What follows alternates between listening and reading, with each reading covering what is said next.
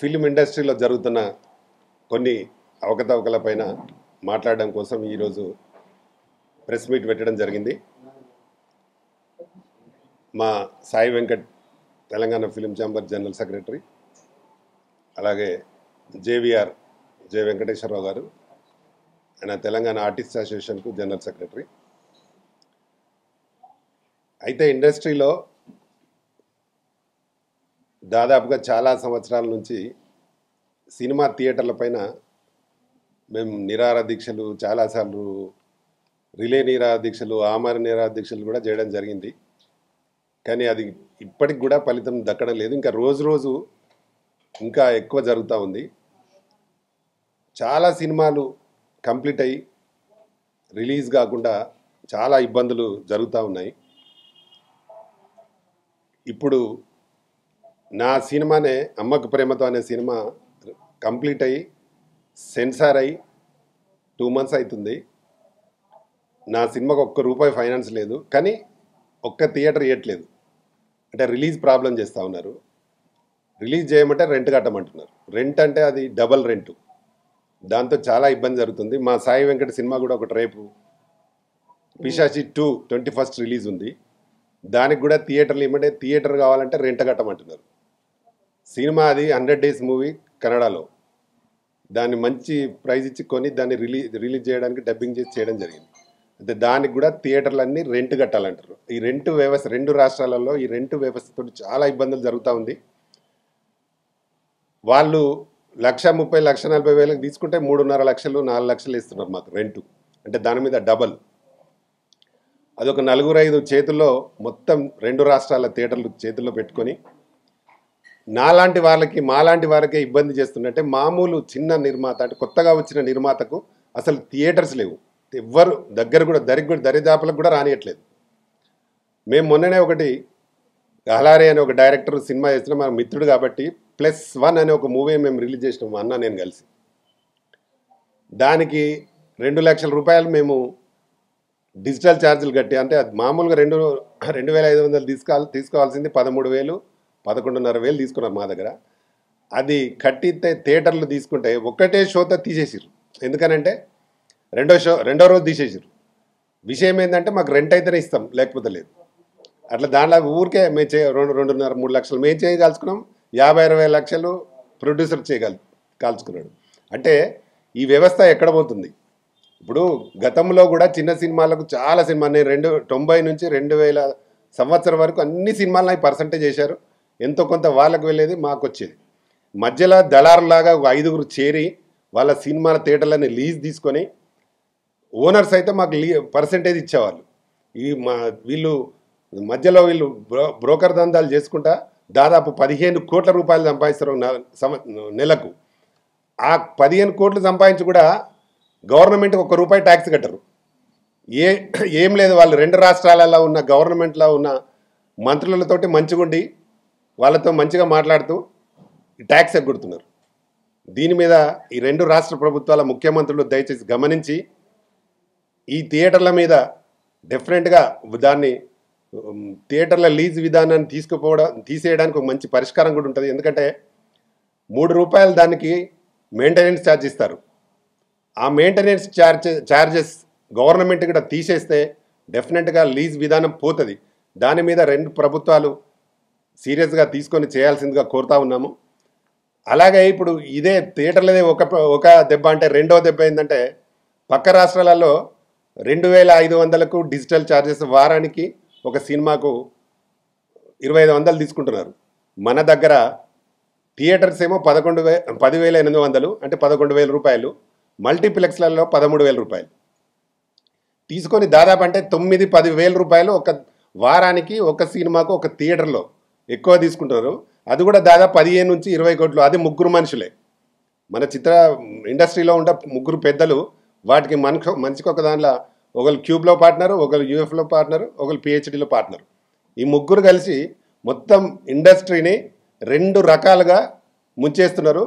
వీళ్ళకు దయచేసి దాన్ని పక్క రాష్ట్రాలలో ఎలాగా ఉన్నదో అలాగా చేస్తే సరి. లేదంటే ఒక 15 రోజులలో మొత్తం నిర్మాతలు మరియు టెక్నీషియన్స్ అందరం కలిసి ఫిలిం ఛాంబర్ ఎదుట భారీ ఎత్తున నిరాహార దీక్ష చేయడానికి ముందుకెళ్తాము అని సీరియస్గా హెచ్చరిస్తూ ఉన్నాము. దాన్ని తప్పకుండా తగ్గించాల్సిందిగా కోరుతున్నాము.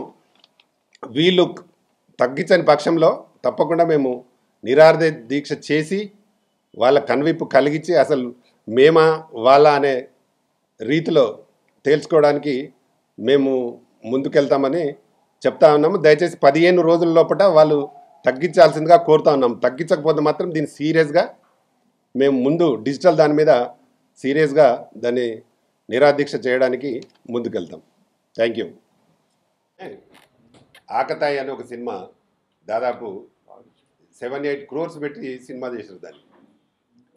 దానికి నేను ఓపెనింగ్ క్లాప్ నేనే, ఆడియో అన్ని ఫంక్షన్స్ నేనే అటెండ్ చేసి సినిమా రిలీజ్ చేయడానికి వెళ్తే ఇక్కడ ఉండే లీజరు అతని దగ్గర 20 లక్షలు తీసుకొని థియేటర్లు డిస్ట్రిబ్యూషన్ కని థియేటర్లు ఇవ్వడానికని 20 lakhs అడ్వాన్స్ తీసుకున్నాడు. అంటే థియేటరు సినిమా నిర్మించి సినిమా రిలీజ్ చేయడానికి కూడా డబ్బులు తీసుకునే వ్యవస్థ ఇప్పుడు మన కొత్తగా స్టార్ట్ చేసారు దాన్ని. ఆ సినిమాతో అంటే అందరూ అలా ఇచ్చే వాళ్ళు ఉండరు కదా. ఇప్పుడు ఆయన వాళ్ళ ఆ ప్రొడ్యూసర్స్ ఏంటంటే వాళ్ళ ఓన్ సొంత అల్లుడు కాబట్టి సినిమా ఎలాగైనా రిలీజ్ చేయాలని, మంచి థియేటర్ కావాలంటే ఇన్ని లక్షలు ఇస్తేనే థియేటర్ ఇస్తాం అని దాదాపు ఆయన దగ్గర 20 లక్షలు తీసుకొని మళ్ళీ 1 weekలోనే తీసేశారు మొత్తం. ఒక్క థియేటర్ కూడా లేకుండా.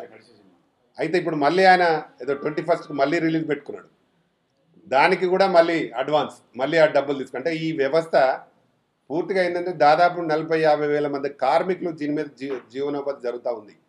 అంటే 200 సినిమాలు రిలీజ్ అయితే సంవత్సరానికి అందులో 150 నుంచి 160 సినిమాలు చిన్న సినిమాలే రిలీజ్ అవుతుంది. చిన్న సినిమాలు ఎక్కువ రిలీజ్ అయ్యి బాగా ఆడినప్పుడే ఎక్కువ ఇండస్ట్రీలో అందరికీ పని దొరుకుతుంది, టెక్నీషియన్స్ అందరికీ. ఈ 40 సినిమాలకు చేసే టెక్నీషియన్స్ చాలా తక్కువ మంది ఉంటారు. ఈ 160 మంది సినిమాలు చేసే వారికి ఎక్కువ మంది టెక్నీషియన్స్ ఉంటారు. కాబట్టి ఈ దోపిడీ వ్యవస్థ పోవాలి, మొత్తం ఇన్ని కుటుంబాలు నాశనమైనా ఆ 4 కుటుంబాలే బాగుండాలనే వాళ్ళ సిద్ధాంతం కరెక్ట్ కాదు. కాబట్టి దీన్ని వాళ్ళు సొంతంగానే విరమించుకొని ఈ లీజ్ విధానాన్ని ప్లస్ డిజిటల్ విధానాన్ని ఎత్తేయాలని కోరుతున్నాం. ఒకవేళ ఎత్తేయకపోతే మాత్రం డెఫినెట్గా దీన్ని తీవ్రంగా హెచ్చరించి తీవ్రంగా కార్మికులు, ప్రొడ్యూసర్స్, డైరెక్ట్ అందరూ టెక్నీషియన్స్తో పాటు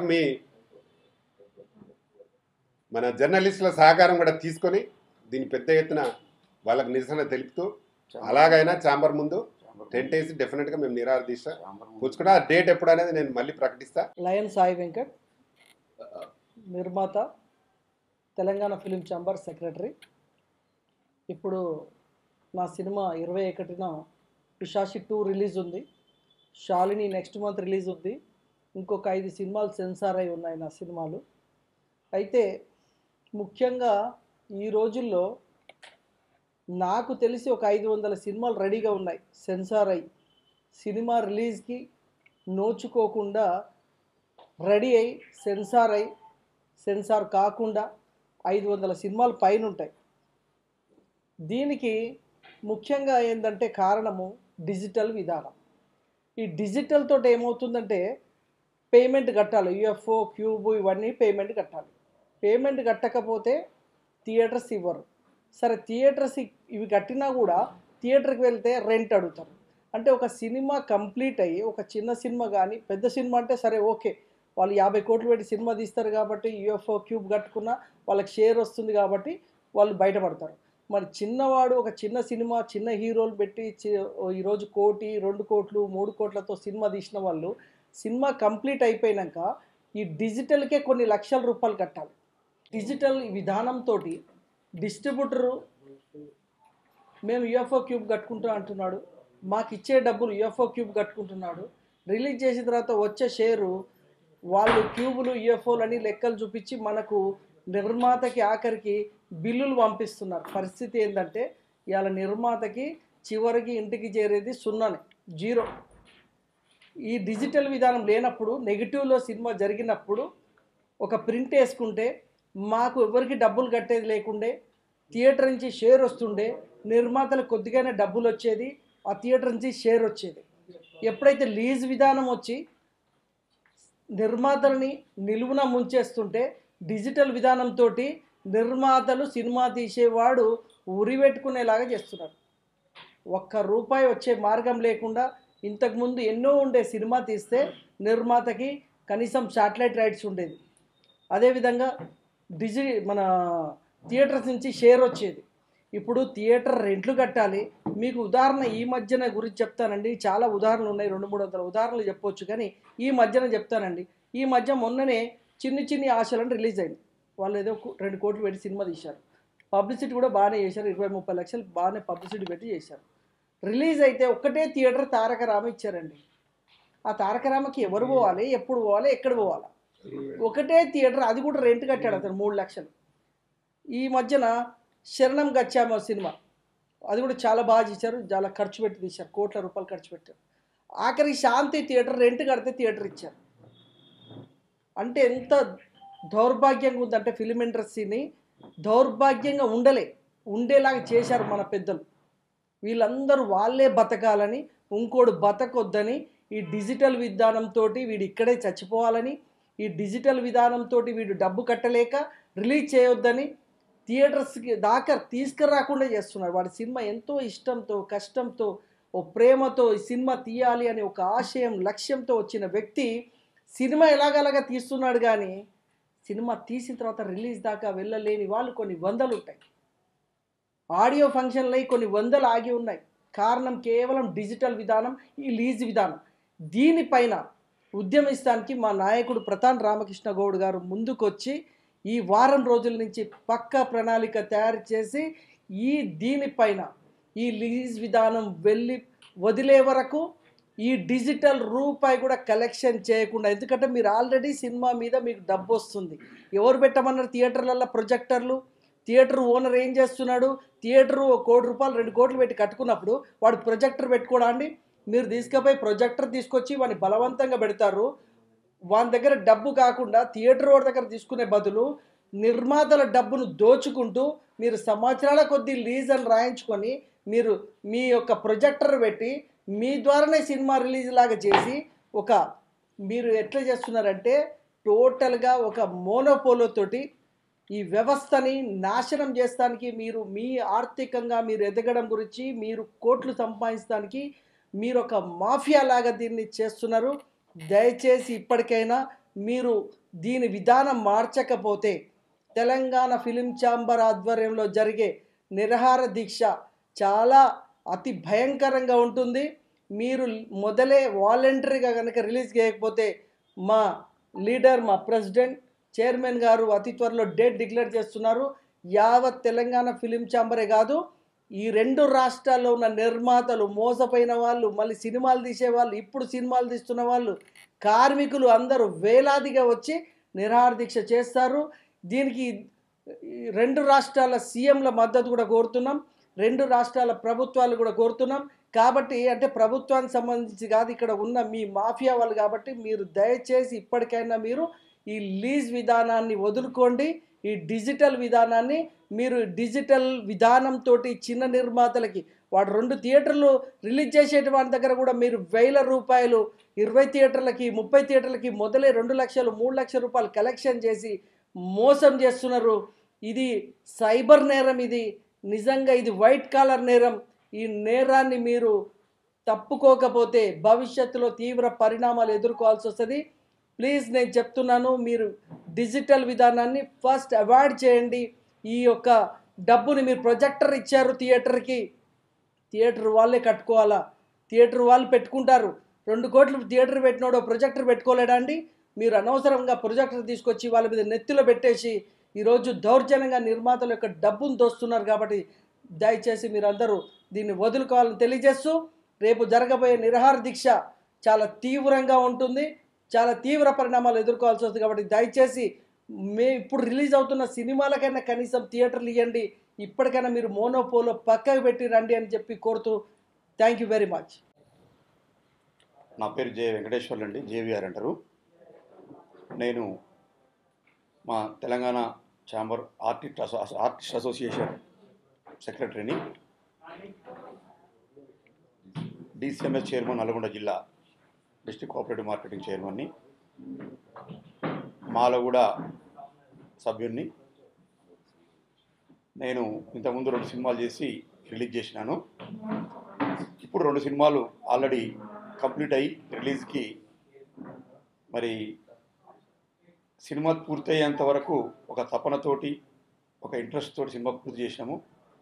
రిలీజ్ చేయాలంటే రైతులు నిద్రపడతలేదు. మరి డబ్బులు పెట్టినాము, థియేటర్స్ దొరుకుతాయా, మరి ఇంకా లేట్ అయ్యే కొద్దీ సినిమాకున్న గుడ్విల్ పోద్ది, ఈ డబ్బులు ఎట్లా రికవరీ చేయాలా అనే తపనతోటి మరి ఎన్నో పొలిటికల్ ఇన్ఫ్లుయెన్స్ ఉండి, మరి పతాన్ రామకృష్ణ గౌడ్ గారు అన్న ఆశీస్సులుండి, మరి ఇండస్ట్రీలో అంతో ఇంతో తెలిసున్న మాలాంటి వాళ్ళము, అంటే అన్నగారి సినిమాయే ఇప్పుడు మరి సినిమా థియేటర్స్ దొరకట్లేదని చెప్పని బాధపడుతున్న సందర్భం. మరి ఎన్నో రోజులుగా సినిమాలు తీస్తున్నారు, రిలీజ్ చేస్తున్నారు, మరి ఎంతో ఖర్చు పెట్టి ఈ కష్టపడి ఈరోజు ఈ స్థాయికి వచ్చిన ఫిలిం ఛాంబర్, ఆంధ్ర తెలంగాణ కలిసి ఉన్నప్పుడే ఫిలిం ఛాంబర్ అధ్యక్షుడిగా మరి ఆ కమిటీలో చేసిర్రు. ఇప్పుడు మన తెలంగాణ ఛాంబర్ని నూతనంగా నిర్మించి చేస్తున్న ఇలాంటి పెద్దవాళ్ళకే థియేటర్స్ లేవంటే మరి మాలాంటి వాళ్ళ పరిస్థితి ఏంది, ఇంకా మామూలు వాళ్ళ పరిస్థితి ఏంది అనేది ఒకసారి మరి ప్రభుత్వం కానీ మరి ఈ మోసం చేసే పెద్దలు కూడా గ్రహించాలని చెప్పని మేము విజ్ఞప్తి చేస్తున్నాము. దీంట్లో అన్నగారు అన్నట్టుగా ఇతర రాష్ట్రాలలో 2,500 రూపాయలు తీసుకొని గిట్టుబాటు అవుతున్న సందర్భంలో మరి మన తెలుగు రాష్ట్రాలలో 11,000 రూపాయల 11,500 13,000 రూపాయలు వారానికి థియేటర్స్ తీసుకుంటుండ్రంటే క్యూబ్స్లా. మరి దీంట్లో ఎంత అన్యాయం, ఎంత అక్రమం ఉందో ఒకసారి గ్రహించాలని చెప్పని మీకు తెలియజేస్తున్నాం. ఇప్పుడు అది కూడా 11,500 తీసుకున్న తర్వాత వారం రోజులు థియేటర్లో ఉంచుతారు ఆ సినిమా అంటే, ఇచ్చిన 4-5 థియేటర్లలో కూడా 3వ రోజు తీసేస్తారు. కట్టించుకునేది వారానికి క్యూబ్స్, 3వ రోజు 2వ రోజు సినిమా తీసేస్తారు. 2 ఆటలు వేసి 3 ఆటలు తీసేస్తున్నారు. ఏంది అంటే మాకు రెంట్స్ రావు, మాకు థియేటర్ లాస్ అంటున్నారు. మరి అట్లా అనుకున్నప్పుడు 2 రోజులకి తీసుకోవాలి కదా క్యూబ్స్. అలాంటి పరిస్థితి లేదు. ఏంటంటే మోనార్కిజం, దీంట్లో ఒక నలుగురు పెత్తందారి వ్యవస్థ బాగా నాటుకుపోయినరు. వాళ్ళకి అదే ఆదాయంగా భావించి చేసుకుంటూ అందరూ టెక్నీషియన్స్ అందరూ మోసం చేస్తున్నారు. ఒకసారి గమనిస్తే ఒక సినిమా తీస్తే టెక్నీషియన్ కానించి మరి యాక్టర్ వరకు ఎంతమంది జీవనోభృతి ఉంటుందో ఒకసారి ఆలోచించండి. మరి వారానికి కనీసం ఒక 5 నుంచి 10 సినిమాలు రిలీజ్ అయ్యే పరిస్థితులలో థియేటర్స్ దొరకకపోతే 10 సినిమాలు రిలీజ్ కాకుండా ఒకటో రెండో రిలీజ్ అయ్యి 8 సినిమాలు అయిపోతే ఒక్కొక్క సినిమాకి 100 మంది టెక్నీషియన్స్ కష్టపడి చేసిన దానికి సినిమా మాదొస్తుంది, నాకు ఇంకో సినిమా ఛాన్స్ వస్తుంది అని చెప్పని ఎదురు చూసే టెక్నీషియన్స్ మొత్తం ఈరోజు బజార్లో పడి కూర్చొని తిరుగుతున్నారు. మరి ఏ ప్రొఫెషన్లో ఇలాంటి పరిస్థితి, దౌర్భాగ్యం కనపట్టలేదు. కష్టపడేవాడికి కష్టపడ్డంత ఫలితం దక్కించుకుంటున్నారు.